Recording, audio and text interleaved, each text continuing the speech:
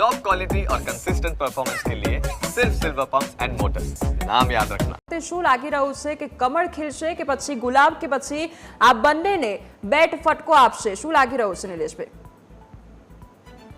જી કોમલ, નમસ્કાર કેપિટલ ન્યૂઝની જનતાને.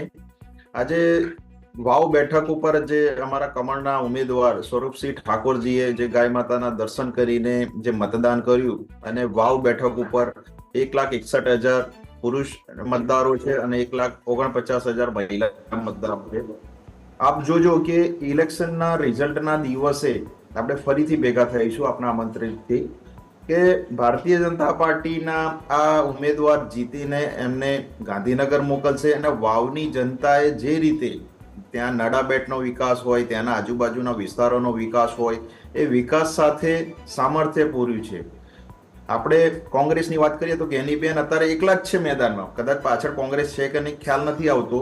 જ્યારે જ્ઞાનીબેન ત્યાંના પ્રજાના જે પ્રશ્નો હોય કોઈ લઈ જતું હોય તો જ્ઞાનીબેન નિલેશભાઈ પણ એ એકલા છે, પણ એકલા પણ માથા ભારે પડ્યા છે, કારણ કે એક બેઠક પણ એ બીજેપીના ફાળે ન ગઈ. એ એક જ એવા દમદાર દાવેદાર હતા કે જેના કારણે બીજેપીના ગઢમાં ગાબડું પડ્યું અને એ એક બેઠક જે હતી એ પણ બીજેપીના ફાળે ન આવી. એટલે એ એક છે પણ માથા ભારે છે નિલેશભાઈ. એટલે આપણે તેમને નકારી ન શકાય અને તેમને કહેવાય ને કે બેધ્યાન ન કરી શકાય, કારણ કે ખૂબ જ દમદાર દાવેદાર છે.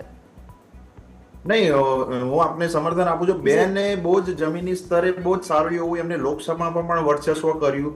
પણ આપણે ડેટા એનાલિસિસ કરીએ છીએ, જ્યારે 2022માં 16,500 વોટ એમને વાવ વિધાનસભામાંથી મળ્યા હતા અને લોકસભામાં એમને 1,650ની સરસાઈ ઓછી મળી. તો એનો મતલબ એવો થયો કે 2022 થી 24 સુધી જ્ઞાનીબેનનું પ્રભુત્વ વાવ વિધાનસભામાં ઓછું થયું છે.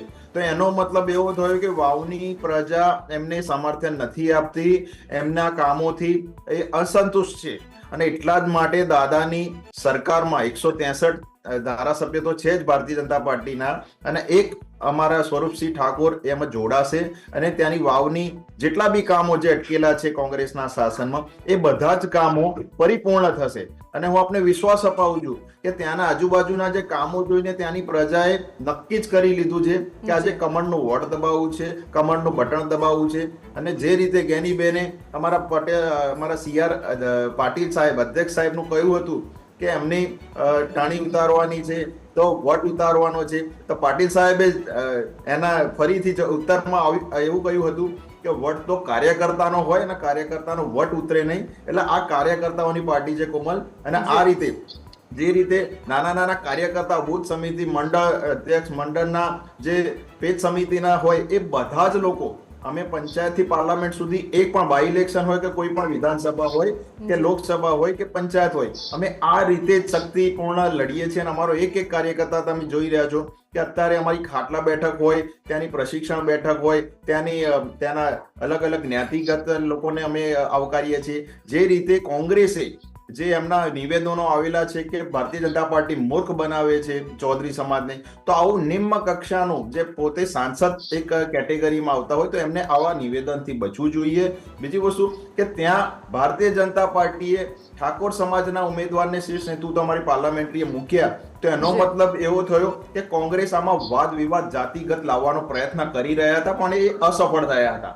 કારણ કે ભારતીય જનતા પાર્ટી બધા જ શ્રી નરેન્દ્ર મોદીજીનું એક આહવાન છે કે ખેડૂત, ગરીબ, મહિલા અને યુવાનો, આ 4 જ્ઞાતિઓનો જો સંપૂર્ણપણે એમનો વિકાસ થાય તો અમારા માટે બહુ જ સારી વસ્તુ છે. અને બીજી કે જ્યારે 152 ઉમેદવારો આવતા હોય અને કોંગ્રેસને વિધાનસભામાં એક કહેવાય ને કે એમને વિપક્ષ તરીકેનું પણ સિમ્બોલિક નામ મળ્યું. આ સિમ્બોલિક એમને યાદ રાખવું જોઈએ. અને હવે કદાચ ગણ્યા ગાંઠા ધારાસભ્ય રહેલા છે પણ જ્ઞાનીબેન સારા નેતા છે, એમની સામે લડાઈ થશે.